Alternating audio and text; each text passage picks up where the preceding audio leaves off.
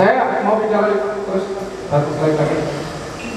Ini nanti slide-nya akan dibagikan ya? Iya, dibagikan. Nggak kelihatan, tetapi tadi saya sudah bicara ada banyak mitos. Mitos itu apa? Mitos itu sesuatu yang selama ini kita anggap benar dan tidak bisa, padahal salah ya. Dan tidak pernah kita sentuh.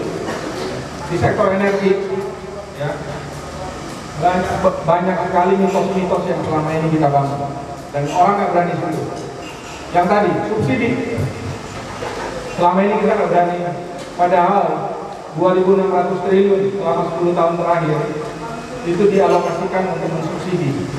Jadi habis duitnya dibakar jadi seperti ini, padahal manfaatnya juga tidak terasa untuk masyarakat yang membutuhkan. Itu dirubah, mitos itu kita rubah. Yang kedua adalah sumber-sumber migas. Kita tidak bisa tergantung pada, ya, khususnya gas sekarang. Teman-teman yang domisili di Indonesia Timur, Papua itu sangat kaya dengan gas, Maluku itu sangat kaya dengan gas. Anda pernah dengar ya diskusi atau debat mengenai Blok Masela yang dari cabang Ambon, Maluku, di sini kan ada ya? Angkat tangan. Ini. Ketika Blok Masela itu dikelola dan orang Maluku tidak bisa memanfaatkan ya blok itu untuk pemanfaatan ekonomi, maka yang akan terjadi adalah aliran ekonomi itu keluar. Dan itu yang terjadi di berbagai tempat yang lain di mana gasnya diambil, ya, tambangnya diambil, kemudian orang membawanya keluar dan masyarakat tidak menikmatinya.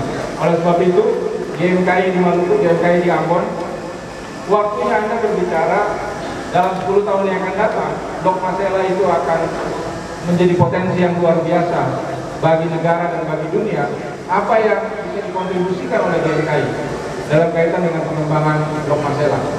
Papua juga seperti itu, ya. Ada Blok Tangguh, cabang Sorong ada nggak? Ada, cabang Sorong. Ya. Cabang Sorong, ya.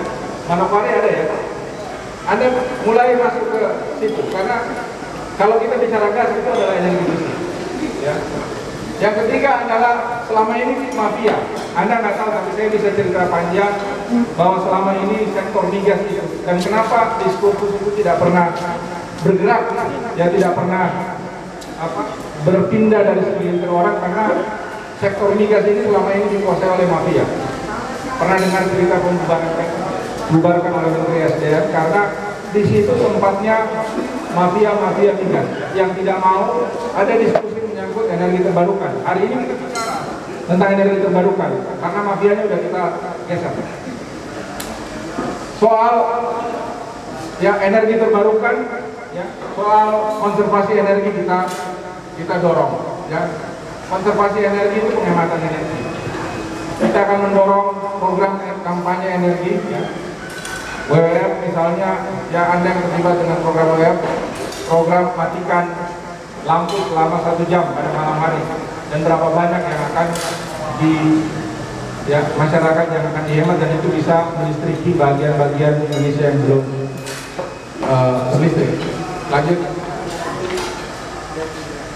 Nah, saya nggak akan menyentuh ini, ya. Kalau bicara undang-undang, ya, sebenarnya undang-undang kita adik-adik lengkap menyangkut energi terbarukan. Prioritas undang-undang mengatakan prioritas pengembangan energi itu harus pada energi baru terbarukan. Tapi selama ini nggak pernah disentuh. Terus lanjut. Saya mau masuk ke beberapa program aksi. Saya mau bicara kepada adik-adik, ya. Ada banyak yang sebenarnya di bidang energi ini teman-teman GMKI bisa ikut berkontribusi. Terus ini tadi saya cerita tentang ke depan kita akan 23%, 2050 kita akan 31% dari energi baru terbarukan. Lebih ambisius lagi, kita akan bikin, ya, 50% energi kita pada tahun 2025 itu akan energi bersih. Dan semua yang namanya energi batu bara sekali ini coba untuk digeser supaya menggunakan teknologi yang sifatnya tidak boros emisi. persoalannya adalah siapa yang akan menguasai teknologi ini.